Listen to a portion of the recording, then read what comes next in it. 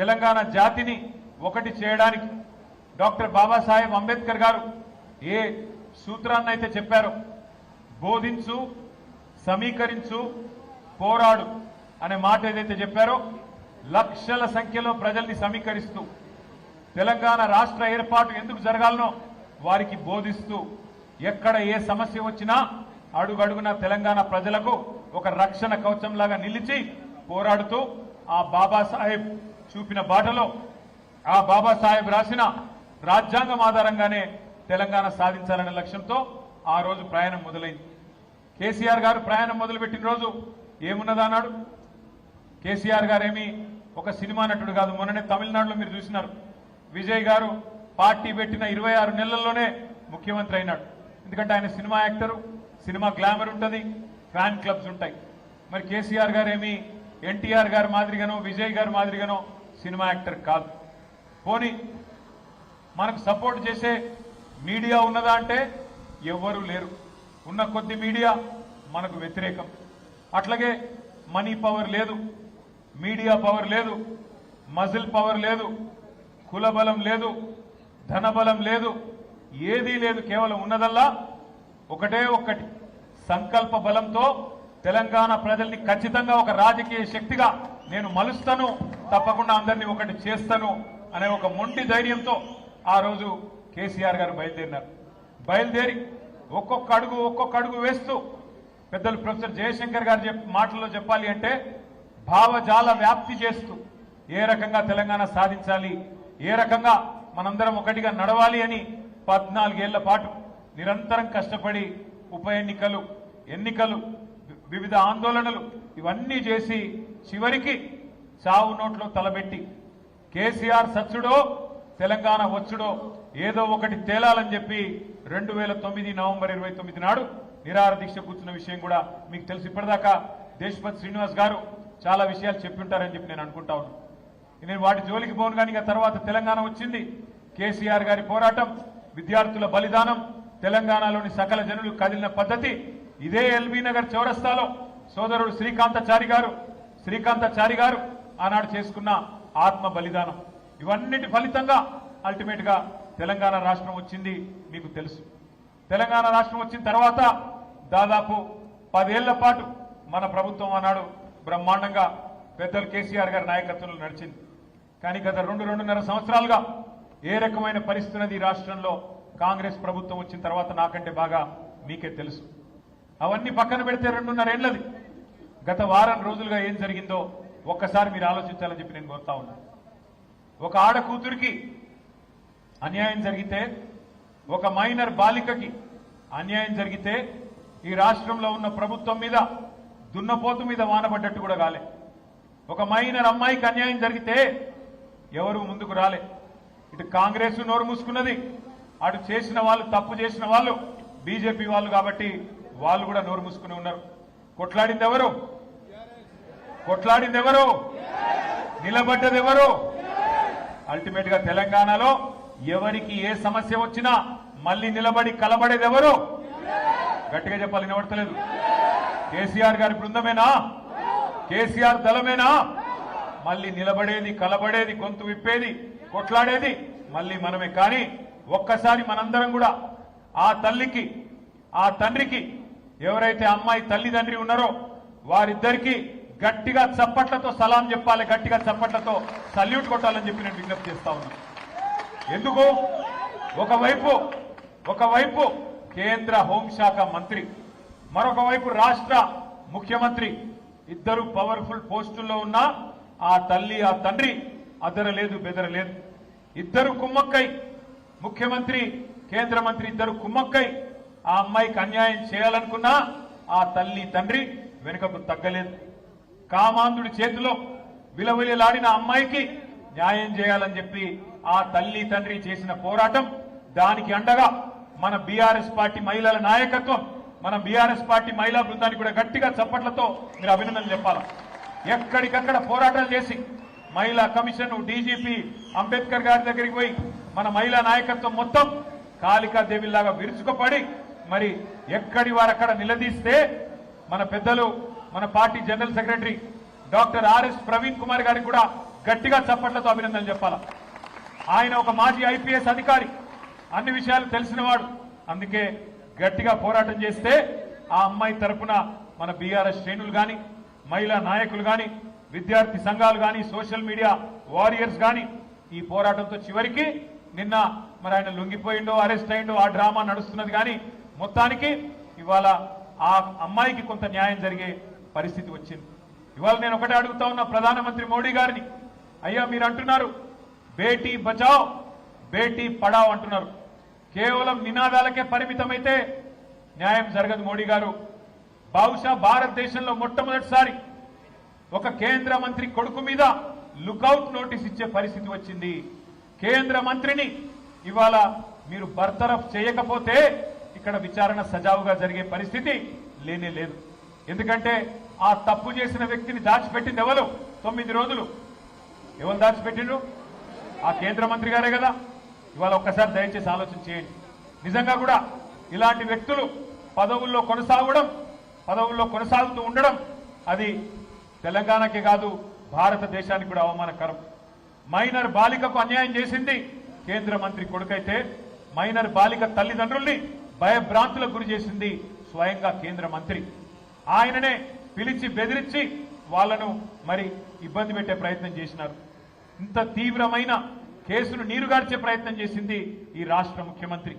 Honey trap అని మీడియాను money trap లో వేసి మీడియాను గొంతు నొక్కి వాళ్ళను కూడా వార్తలు రానియకుండా చేసింది ముఖ్యమంత్రి, కేంద్ర మంత్రి ఇద్దరు కలిసి పెట్టిదంతా మీకెందుకు చెప్తున్నాను మీరు అనుకోవచ్చు. ఎందుకంటే ఒకటే ఒక్క డిమాండ్ మనందరిది ఈ సమావేశం ద్వారా, ఖచ్చితంగా కేంద్ర మంత్రి గారిని వెంటనే బర్తరఫ్ చేయాలని ఈ సమావేశం నుంచి మీ చప్పట్ల ద్వారా కేంద్ర ప్రభుత్వానికి మనం డిమాండ్ చేద్దాం. లేకపోతే ఏ ఆడపిల్ల కూడా ధైర్యం చేయదు. రేపు తన మీద ఏం జరిగినా, ఏ అఘాయిత్యం జరిగినా ముందుకొచ్చే ధైర్యం చేయరు. పెద్దవాళ్ళు తప్పించుకుంటారు. అధికారంలో ఉన్న వాళ్లకు ఇబ్బంది కాదు అనుకుంటే ఏ ఆడకూతురు కూడా రేపు బయటికి వచ్చి మళ్ళీ కంప్లైంట్ చేయడానికి కూడా భయపడే పరిస్థితి వస్తుంది. అందుకే కేంద్ర మంత్రిని తొలగించాలే, విచారణ నిష్పక్షపాతంగా జరగాలని చెప్పి కూడా నేను మిమ్మల్ని హృదయపూర్వకంగా విజ్ఞప్తి చేస్తూ ఈ సభ ద్వారా నేను కేంద్ర ప్రభుత్వాన్ని కూడా డిమాండ్ చేస్తా ఉన్నా. ఇక మనందరం కూడా ఇక్కడికి వచ్చింది, ఇక్కడ కలుసుకుంటున్నది ఇవాళ రాజకీయంగా బూత్ లెవెల్లో మన బాధ్యతలు గుర్తు చేసుకోవడానికి, ముఖ్యంగా మన నాయకుడు కేసీఆర్ గారి నాయకత్వంలో మనం చేసిన వివిధ కార్యక్రమాల్ని, మనం చేసిన ప్రయత్నాల్ని తెలంగాణ ప్రజలకి, ముఖ్యంగా ఎల్బీ నగర్ నియోజకవర్గంలోని ప్రతి అన్నకి, ప్రతి తమ్ముడికి, ప్రతి చెల్లికి, ప్రతి అక్కకి వివరించి చెప్పడానికి. మీరందరూ కూడా నిజానికి ఇక్కడ కూర్చున్న మా సోదరులందరూ, నేను సుధీర్ రెడ్డి గారిని అడిగినాను, అన్నా మరి మీరు పొద్దున్న నుంచి సాయంత్రం దాకా శిక్షణ కార్యక్రమం అంటున్నారు, హైదరాబాద్ లో జనరల్ గా మరి అంతసేపు ఎవరు ఉండరు, హైదరాబాద్ లో మన నాయకులు కానీ కార్యకర్తలు కానీ ఒక గంట సేపు మీటింగ్ వస్తేనే ఎక్కువ అంటే సుధీర్ రెడ్డి గారు నాతో ఒక మాట అన్నారు, అన్న మా ఎల్బీ నగర్ కార్యకర్తలంటే మా నాయకులంటే క్రమశిక్షణ కలిగిన వాళ్ళు, మీరే రండి మీరే చూడండి ఎంత ఆర్గనైజ్డ్ గా ఎంత పద్ధతిగా మేము ఉంటామో మీరే చూడండి అన్నారు. అన్నట్టుగానే 1320 మంది అంటే 1320 మంది ఒక్కరికి తగ్గకుండా ఉదయం నుంచి ఇప్పటి వరకు నిబద్ధతతో కూర్చున్నందుకు మీ అందరికీ హృదయపూర్వకంగా నేను అభినందనలు తెలియజేస్తా ఉన్నాను. ఇవాళ చాలా మంది ఏమనుకుంటారంటే కార్యకర్తలు, నాయకులు అంటే కేవలం ఎన్నికలప్పుడు మాత్రమే గుర్తొస్తూ ఉంటారు రాజకీయ పార్టీలకి. కానీ ఇవాళ సుశిక్షితులైన సైనికులుగా మనం పనిచేయాలి అంటే శిక్షణ అవసరం. శిక్షణ ఎందుకు అవసరం అంటే ఏ రంగం తీసుకున్నా, ఒక డాక్టర్ అయినా, ఒక ఇంజనీర్ అయినా, ఒక న్యాయవాది అయినా, ఒక జర్నలిస్ట్ అయినా, మరి వేలాది మంది, లక్షలాది మంది, కోట్లాది మంది జీవితాల్ని ప్రభావితం చేసే ఏ వృత్తిలో ఉన్నా శిక్షణ తప్పకుండా అవసరం. అజ్ఞానాన్ని తొలగించడానికే శిక్షణ, ఎప్పటికప్పుడు జ్ఞానాన్ని పెంపొందించుకోవడానికి, అజ్ఞానాన్ని తొలగించుకోవడానికే శిక్షణ కార్యక్రమాలు. పార్టీ సిద్ధాంతం ఏంది, మనం అమలు చేసిన కార్యక్రమాలు ఏంది, ఏ రకంగా వాటిని ప్రజల్లోకి తీసుకొని పోవాలి, ఏ రకంగా కలిసికట్టుగా మనం నడవాలి, ఇవన్నిటినీ చేసుకోవడానికే శిక్షణ కార్యక్రమాలు. మీరు ఆత్మవిశ్వాసంతో కనుక ఉంటే, మీ దగ్గర పూర్తి సమాచారం ఉంటే, ఉదాహరణకి మీ ఎల్బీ నగర్ నియోజకవర్గం ఉంది, పెద్దలు సుధీర్ రెడ్డి గారి నాయకత్వంలో ఎల్బీ నగర్ జంక్షన్ ఇదివరకు ఎట్లుండే, ఇవాళ ఎట్లున్నది మీ కళ్ళకు నా కళ్ళకు కనబడుతూనే ఉన్నది. ఎన్ని ఫ్లైఓవర్లు కట్టినాం, ఎన్ని అండర్ పాస్లు కట్టినాం, ఎన్ని రకాల మరి అండర్ పాస్లతో పాటు ఎస్ఆర్డీపీలో ఎన్ని కార్యక్రమాలు చేసినామో మీ కళ్ళ ముందుంది. కానీ చాలా మంది మిత్రులకు ఇక్కడ కూర్చున్న వాళ్ళకి అందులో ఎంత ఖర్చు పెట్టినాము, ఎంత ఎఫర్ట్ పెట్టినారు సుధీర్ రెడ్డి గారు కానీ మన అధికారులు కానీ తెలియకపోవచ్చు. ఆ వివరాలన్నీ మనకు తెలిసి ఆ సమాచారం మన దగ్గర ఉంటే అవతల వాళ్ళు మాట్లాడినప్పుడు సమాచార సహితంగా వారిని తిప్పికొట్టేదానికి ఆస్కారం ఉంటుంది. అట్లాగే మీ ఎల్బీ నగర్ నియోజకవర్గంలో మంచినీళ్ళకి ఎంత సమస్య ఉండే 2014 ముందు, తర్వాత ఎన్ని వాటర్ ట్యాంకుల నిర్మాణం జరిగింది, ఎన్ని కిలోమీటర్ల పైప్ లైన్ నిర్మాణం జరిగింది, ఎన్ని కొత్త నల్లాలు పెట్టుకున్నాం, ఇవన్నీ కూడా సమాచారం మీ దగ్గర ఉంటే బ్రహ్మాండంగా మీరు సుశిక్షితులైన నాయకులుగా కార్యకర్తలుగా అవతల వాళ్ళు చేసే దుష్ప్రచారానికి తిప్పికొట్టడానికి ఉంటుంది. నిజంగా చెప్పాలంటే ఒక రాజకీయ పార్టీ కార్యకర్త యుద్ధంలో ఒక సైనికుడితో సమానం. ఒక సైనికుడు ఎట్లా అయితే తన దేశాన్ని కాపాడడానికి ఏ రకంగానైతే వీరోచితంగా కొట్లాడతారో మీరు కూడా మాకంటే ఎక్కువ క్షేత్రంలో కొట్లాడేది మీరు, తలపడేది మీరు, బూత్ స్థాయిలో నిలబడేది మీరు, పార్టీ కోసం ప్రచారం చేసేది మీరు. అందుకే మీ దగ్గర సమాచారం ఉంటే, మీ దగ్గర సంపూర్ణమైన అవగాహన ఉంటే తప్పకుండా ధీటుగా అవతల పార్టీని తిప్పికొట్టవచ్చు. మీరు మన ప్రభుత్వ హయాంలో చేసిన పథకాలు, ఉదాహరణకి కేసీఆర్ కిట్ అనే ఒక అద్భుతమైన పథకం ఉండేది. ఆ కేసీఆర్ కిట్ ని ఏ రకంగా, ఇది ఎక్కడ పెడతారా, కేసీఆర్ కిట్ ని ఏ రకంగా మరి ఆనాడు మనం అమలు చేసినామో ఒక్కసారి మనం అర్థం చేసుకోవాల్సిన అవసరం ఉంది. ఎట్లా అమలు చేసాం మనం కేసీఆర్ కిట్ ని? అసలు కేసీఆర్ కిట్ ఏంటిది, దాని వెనకాల ఆలోచన ఏంటిది? దాని వెనకాల ఆలోచన ఏంటిది అంటే, పెద్దలు కేసీఆర్ గారు కేబినెట్ సమావేశంలో ఒకరోజు మేమందరం ఉన్నాం, సబితమ్మ, అట్లాగే మన మహమూద్ అలీ గారు, ఇంకా మిగతా మిత్రులందరూ. ఆ రోజు మా అందరితో చర్చ పెట్టినారు. ఏ పేదింటి అమ్మాయి గర్భవతి అయితే, ఆ పేదింటి అమ్మాయి గర్భం దాలిస్తే, కడుపులో బిడ్డ పడితే ఎప్పటిదాకా పనికి, ఇంకా రేపో ఇల్లుండో డెలివరీ అనేదాకా, మరి అట్లాంటి పరిస్థితుల్లో ఎంతమంది ఉంటారు పని చేయాల్సి ఉంటుందని అడిగిన. డెలివరీకి ముందు ఎక్కడి దాకా పని చేస్తారని అడిగింది. అడిగితే కొంతమంది తెలిసిన వాళ్ళు తెలిసినట్టు చెప్పారు, సార్ నెల రోజుల దాకా చేస్తారని కొంతమంది, 2 నెలల ముందు దాకా చేస్తారని కొంతమంది. కాదు సార్, కొన్ని సందర్భాల్లో అయితే రేపు తెల్లారి డెలివరీ అనగా కూడా ముందు రోజు దాకా కూడా పనిచేసే పరిస్థితి ఉంటుంది అని చెప్పడం జరిగింది. మరి డెలివరీ అయిన తర్వాత, బిడ్డ పుట్టిన తర్వాత ఎన్ని రోజులు మళ్ళీ అమ్మాయికి రెస్ట్ ఉంటుంది అని అడిగాను. అడిగితే చెప్పిన కొంతమంది నెల, కొంతమంది 2 నెలలు ఇట్లా చెప్పుకుంటూ వచ్చినారు.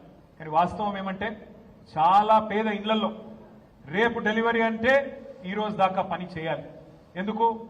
డబ్బులు సంపాదించాలి, ఇంట్లో పని జరగాలి. అట్లాగే మళ్ళీ పాపనో బాబో పుట్టిన తర్వాత మళ్ళీ తిరిగి వెంటనే నెల రోజుల లోపలనే పచ్చి బాలింత అయినప్పటికీ మళ్ళీ తిరిగి పని చేయాల్సిన పరిస్థితి ఉంటుంది. అందుకే కేసీఆర్ గారు ఆలోచన చేసి ఒక కార్యక్రమం తీసుకున్నారు. ఏ డబ్బుల కోసం అయితే పని చేయకపోతే, ఏ డబ్బులైతే రావో ఆ డబ్బులు ప్రభుత్వమే చెల్లిస్తే ఎట్లా ఉంటుంది అని ఆలోచన చేసి, ఆనాడు ఆడ కూతురు పుడితే, ఆడపిల్ల పుడితే 13,000 రూపాయలు ఇద్దాం, కనీసం 6 నెలలకి నెలకు 2,000 రూపాయలు చొప్పున, ప్రసవానికి 2 నెలల ముందు, ప్రసవించిన తర్వాత 4 నెలలు ఆ అమ్మాయికి రెస్ట్ ఉండాలి అనే ఉద్దేశంతో ఆడపిల్ల పుడితే 13,000 రూపాయలు మహాలక్ష్మి పుట్టిందని, మగపిల్లోడు పుడితే 12,000 రూపాయలు ఇవ్వాలి అని చెప్పి ఒక మానవీయ కోణంలో, అంటే ఇదేదో ఆషామాషిగా ప్రభుత్వ కార్యక్రమం కదా, ప్రభుత్వ సొమ్ములు పంచిపెట్టడం కదా అన్నట్టు కాకుండా ఆలోచనతో తీసుకున్న నిర్ణయమే కేసీఆర్ కిట్. ఇదంతా ఎందుకు చెప్తా ఉన్నాం మీకంటే, ఒక పథకాన్ని రూపొందించేటప్పుడు ఏ రకంగా కేసీఆర్ గారు ఆలోచిస్తుండే, ఏ రకంగా ఒక మానవీయమైన పద్ధతిలో మరి మన నాయకుడు ఆలోచిస్తుండే చెప్పడానికి మీకు చెప్తా ఉన్నాను. మరి ఈ రోజున నాయకుడు ఎట్లా ఆలోచిస్తున్నాడు?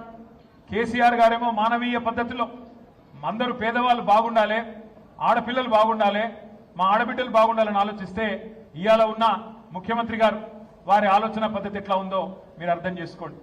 కేసీఆర్ గారి ప్రభుత్వంలో ఆ రోజుల్లో మనం మొత్తం హైదరాబాద్ పట్టణంలో కానీ రాష్ట్రంలో కానీ పేదవాళ్ళు ఎక్కడన్నా తెలిసి తెలవక ఎక్కడన్నా గవర్నమెంట్ జాగాలో ఇండ్లు కట్టుకుంటే, గుడిసెలేసుకుంటే, ఒకరికి కాదు, ఇద్దరికి కాదు, 2.5 లక్షల మందికి 58 జీవో కింద, 59 జీవో కింద పట్టాలిచ్చింది కేసీఆర్ గారి ప్రభుత్వం. 2.5 లక్షల మందికి జీవో 58, జీవో 59 కింద పట్టాలిచ్చింది కేసీఆర్ గారి ప్రభుత్వం. కానీ ఇవాళ ఉన్న ముఖ్యమంత్రి గారు ఏం చేస్తా ఉన్నారు? శనివారం ఆదివారం రాగానే ఏమొస్తున్నది ఇంటికి? బుల్డోజర్ వస్తుంది, హైడ్రా వస్తుంది. ఏంది ఆయన బాధ? ఆయన బాధ ఏంది? హైడ్రాని అడ్డం పెట్టుకొని హైడ్రాని అడ్డం పెట్టుకొని పేదవాళ్ళ కొంపలు కూల్చడం, హైడ్రాని అడ్డం పెట్టుకొని పేదవాళ్ళ